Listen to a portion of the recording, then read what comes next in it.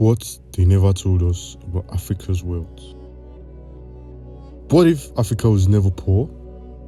Not poor in potential, not poor in theory, but wealthy in gold, trade, knowledge, systems, and power.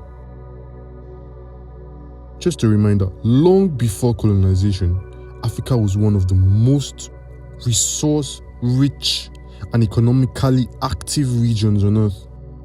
Yet, that version of history was never fully taught in our schools and in our economic systems. This is the Untold Africa, and this is what they never told us about Africa's wealth.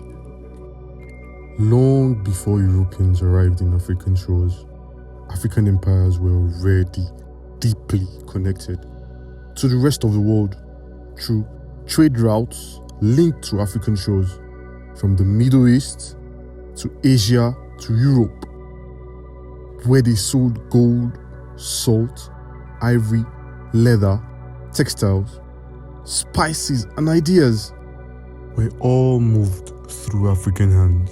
Cities like Timbuktu, Gao, Kano, and Kilwa were not villages. They were good global trade centers. Timbuktu alone housed universities, libraries, scholars from across the continent. Africa was never isolated. Africa was integrated. One of those faces was Mansa Musa, ruler of the Mali Empire.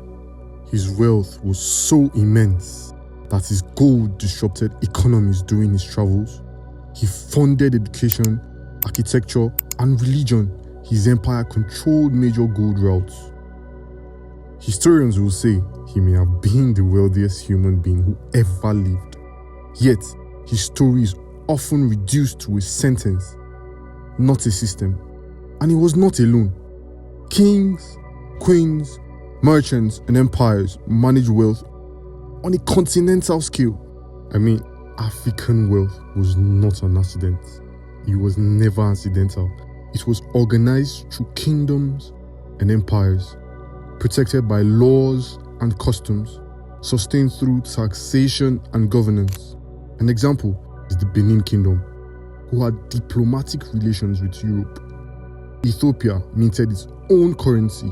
The great Zimbabwe Empire built advanced stone cities without mortar. This was not a disorder. This was civilization. Your colonized mind needs to have a different change of perspective through the African story. African resources powered the modern world as it is today. Here's an uncomfortable truth. Much of Europe's early wealth was built using African gold, African labor, African land, and African knowledge. Colonization did not develop Africa. It extracted Africa. Railways were built not to connect African states to each other, but to move resources out faster. What was taken out of the African states was not just materials, it was momentum.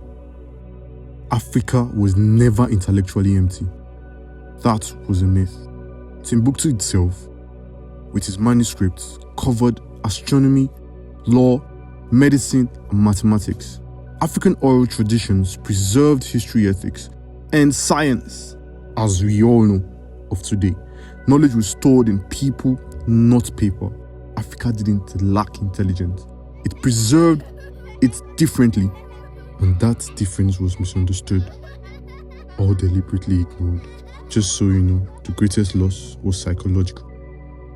After physical wealth was taken, something else was targeted. Our memory, our identity, our confidence.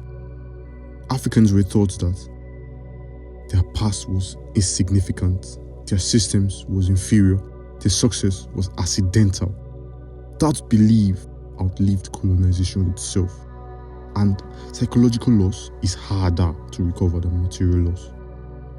In conclusion, Africa was wealthy, not just in resources, but in systems, culture, intelligence, and dignity. So the real question is, why is Africa poor? The real question is, what happened to Africa's wealth, and who benefited from it. This is the Untold Africa. If you believe African history deserves to be told with depth, honesty, and respect, subscribe to the Untold Africa.